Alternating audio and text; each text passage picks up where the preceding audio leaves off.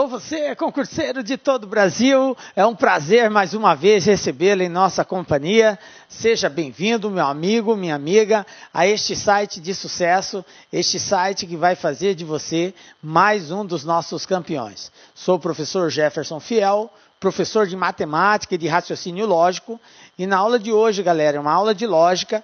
Vamos falar sobre a lógica qualitativa. Nós sabemos que a lógica ela se subdivide em várias partes e uma dessas partes é chamada de lógica qualitativa. Engloba uma série de assuntos, mas dentre esses assuntos que englobam a lógica qualitativa, nós vamos dar destaque em 3 deles nesta aula aqui.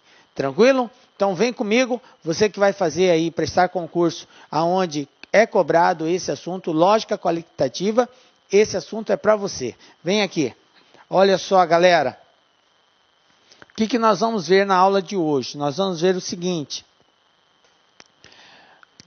A respeito da lógica qualitativa, nós vamos destacar a lógica sentencial, que é a lógica proposicional. Nós vamos falar sobre proposições simples e compostas e vamos também falar sobre a tabela verdade. E vamos resolver, obviamente, alguns exercícios. Para cada assunto desse que nós formos falando, nós já vamos efetuando os exercícios específicos referente a esse assunto aí. Tranquilo? Então vamos lá? Definição, galera. O que nós temos aqui? Olha só. O raciocínio lógico qualitativo exige que o aluno interprete as informações e busque as relações existentes entre o que foi apresentado e os conhecimentos adquiridos no tratamento das informações. Então, é muita atenção que tem que se ter na hora de resolver um assunto de lógica. A parte da interpretação, ela é fundamental na resolução desses exercícios.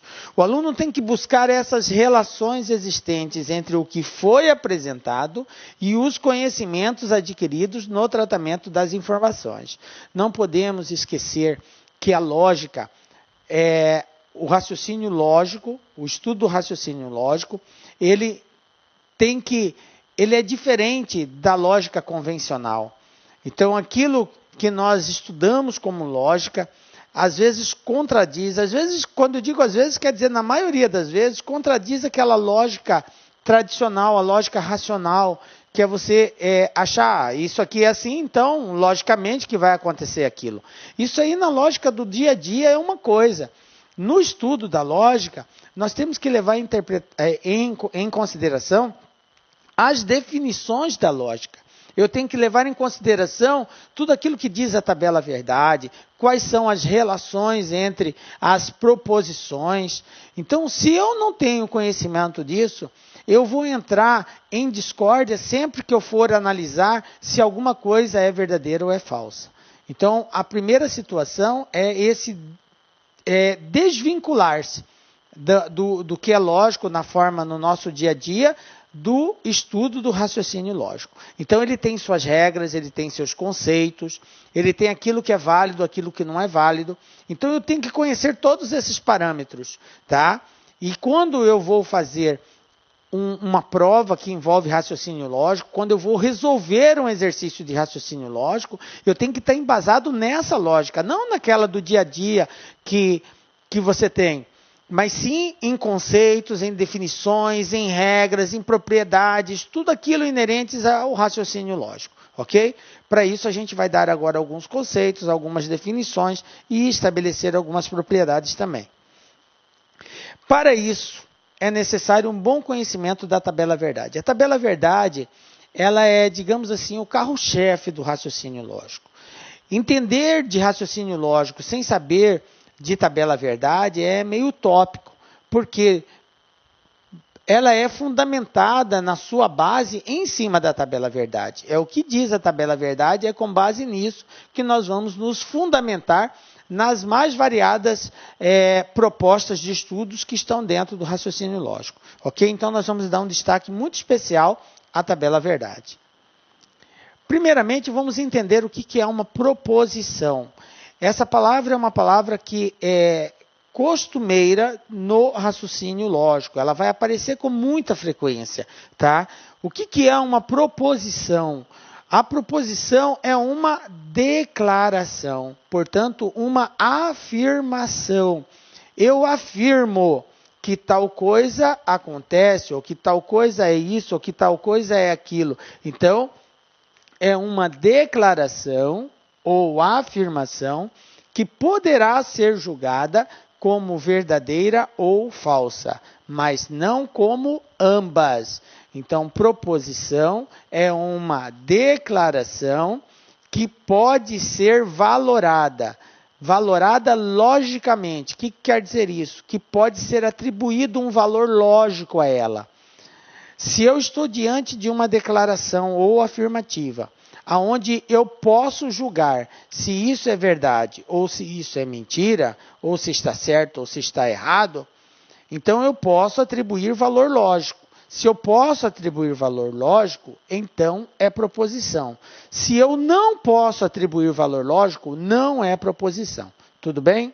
Então é muito importante a gente já entender essa primeira parte. Porque nós podemos estar diante de uma sentença que às vezes pode até parecer, mas não é uma sentença lógica, não é uma proposição lógica, é simplesmente uma sentença, tá? É algo que está expresso ali, mas não representa uma proposição. E aí eu não vou poder julgar. Se eu não posso julgar, não tem como fazer nenhuma análise lógica em cima dela. Tranquilo? Bom, vamos entender melhor isso. Vou dar alguns exemplos aqui.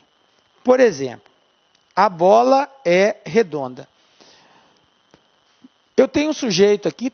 Eu tenho um sujeito, meu sujeito é a bola. Eu tenho o verbo é, o verbo ser, né? Então a bola é redonda. Eu posso julgar isso? É verdade? Não, a bola é quadrada, ela não é redonda não. Galera, um dos erros muito comum é o aluno achar que a proposição ela tem que ter sempre caráter verdadeiro. Não. A proposição ela pode ser verdadeira ou ela pode ser falsa. A única condicionante para ser considerada proposição é que ela admita esse julgamento. Entenderam? Agora, independente dela ser verdadeira ou falsa, ela vai ser proposição quando ela admitir isso. Então, o fato de dizer que a bola é redonda, e se por acaso a bola não fosse redonda, ela seria proposição do mesmo jeito, porque eu posso julgar. Então, é redonda? Sim, verdadeiro. Outro exemplo. Fortaleza é a capital do Brasil. Bom, gente, nós sabemos que Fortaleza não é a capital do Brasil, né? A gente sabe qual é a capital do Brasil, então Fortaleza não é, isso aqui é falso. Outro exemplo, o número 13 é primo. Professor, 13 não é primo, número 13 não é primo. Não, 13 é primo, número 13 é primo. Quanto que o número é primo? Dentro do conjunto dos números naturais, número primo é aquele que só admite dois divisores, um e ele mesmo. Dentro do conjunto dos números inteiros, o número primo é aquele que admite 4 divisores. 1, ele mesmo, menos 1 e menos ele mesmo, ok? Isso dentro do conjunto dos números inteiros.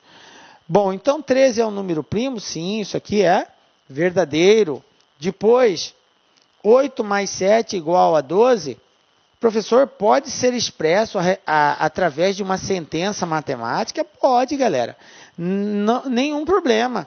Isso aqui é uma proposição? Sim, é uma proposição. Então, eu fiz questão de mostrar para vocês que existe a possibilidade de mostrar matematicamente também uma sentença e essa sentença ser considerada uma proposição lógica. 8 mais 7 é 12? Não, 8 mais 7 é 15, professor. Então, tudo bem, é falso, mas é proposição. Entendem isso? Belezinha? Continuando. Como que nós podemos representar uma proposição? A proposição ela é geralmente representada por uma letra do nosso alfabeto latino, de A a Z. Geralmente, as letras mais utilizadas são as letras P, Q, R, S, T, U, V, são mais essas letras, tá? Mas nada impede de representar por A, por B, por C, ok? Então, elas são representadas pelas letras do alfabeto. Bom, As proposições, elas se classificam de duas formas. Nós podemos ter aquelas que são chamadas de simples e as que são chamadas de compostas. Então, eu posso ter proposição simples e posso ter proposição composta. Quando que a proposição vai ser considerada simples? Então, proposição simples. O que é uma proposição simples? Uma proposição ela é dita simples quando não está ligada a outra proposição através de um conectivo. Professor, o que é o conectivo? Daqui a pouco a gente vai embasar melhor essa questão de conectivo. Mas conectivos são elos de ligação entre uma e outra proposição, ou melhor, entre duas ou mais proposições. Esses conectivos são palavras do nosso alfabeto. E, ou, se então, se e somente se. Então, isso aí são conectivos que na lógica a gente chama de conectivos lógicos, que são palavras do nosso alfabeto que servem como ligação entre duas ou mais proposições. Quando eu estou diante de uma proposição que não apresenta esse conectivo, então eu digo que essa proposição ela é uma proposição simples, porque não existe o conectivo que é a palavra de ligação entre duas proposições. Temos que deixar claro aqui que o aparecimento do conectivo nem sempre vai ser uma condição necessária. Há situações em que não aparece a palavra ou conectivo, mas está implícito na sentença, na frase, que ele existe. Então, a gente tem que estar atento para essa observação. Vai ter situações em que o conectivo vai estar bem claro, explícito. Vai ter situações em que não aparecerá o conectivo, mas ele vai estar subentendido, de forma implícita ele está presente. Ou então, ele vai ser substituído por alguma outra palavra sinônima que dá o mesmo sentido, a mesma representação, ou melhor, que implica na mesma ligação entre duas proposições, ok? Bom, mas não fique desesperado com relação a isso. Como que eu vou saber? Nós vamos ver alguns exemplos aqui e na medida que você for treinando isso, você vai verificar a presença dessa situação que eu acabei de exemplificar aqui para vocês. Beleza? Então, a princípio, proposição simples não aparece o conectivo, é uma proposição que não está ligada por ele e ela contém somente uma proposição. Ok? Vamos ver exemplo disso? Vem comigo. Olha só. Tipo, Pelé é brasileiro. Eu tenho aqui uma proposição, sim, porque é uma ação declarativa que eu posso julgar como verdadeira ou falsa. Mas aqui eu tenho uma ação somente, eu só tenho uma ação. Portanto, eu tenho uma proposição simples, porque não há ligação, não existe mais de uma proposição nessa sentença que está sendo abordada. Porque para não ser simples, eu teria que ter mais de uma proposição presente ligada pelo conectivo. Como não existe outra proposição, só existe uma única, tá? Então eu estou diante de uma proposição simples. Um outro exemplo. Brasília é a capital de São Paulo. Mais uma vez, estou diante de uma única proposição, porque aqui só existe uma ação, uma informação, uma afirmação. Brasília é a capital de São Paulo. Então, julgo isso como verdadeiro ou falso? Sim, julgo. Isso aqui é falso. Brasília não é a capital de São Paulo, é falso. Mas isso não descaracteriza como sendo uma proposição. É uma proposição. Correto? Mas é uma proposição simples. Por quê? Porque não existe nenhum conectivo de ligação. Tá? Professor, mas como que eu vou saber? Por enquanto, eu ainda não apresentei para vocês os conectivos. Mas, a princípio, não existe aqui. Daqui a pouco você vai conhecer os conectivos. E aí isso aqui vai ficar até mais claro. Ok? Terceiro, José é médico. Isso aqui é uma proposição? É uma proposição. Por quê? Porque eu tenho sujeito, eu tenho verbo, eu tenho predicado, eu tenho tudo na oração. ok? E a proposição, ela consiste na formação de todos esses elementos, né? Professor, eu tenho que ter um bom conhecimento de língua portuguesa? Com certeza, galera. O aluno bom de lógica é um aluno que domina muito bem o português. Por quê? Porque nós trabalhamos com interpretações. A gente vai trabalhar com o sujeito, a gente tem que enxergar um verbo numa frase. E se você não conseguir ter conhecimento desses elementos, você vai ter dificuldade aqui. Então, José é médico, é uma proposição? Sim. Por quê? Quem é médico? É José. Eu tenho sujeito, eu tenho verbo. Então, é proposição. E é proposição simples, por quê? Porque eu só tenho um verbo nela. Esse verbo está indicando a função que José exerce, ok? Como não existe nenhum conectivo para indicar uma outra proposição, então ela é simples, ok? Proposição composta. Agora, na proposição composta, já vai aparecer os conectivos. Então, eu já vou começar a apresentar para vocês quais são os conectivos que estão presentes numa proposição composta. Vamos ver aqui.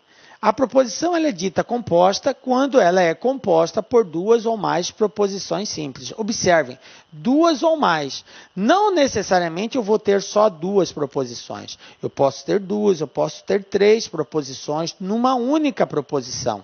E aí ela vai ser chamada de proposição composta, porque ela contém duas ou mais proposições, ligadas através de um conectivo. Tá? Então, agora a gente já vai conhecer alguns desses conectivos. Vamos aqui para alguns exemplos. Primeiro exemplo. Fabiana é alta ou 30 é número ímpar.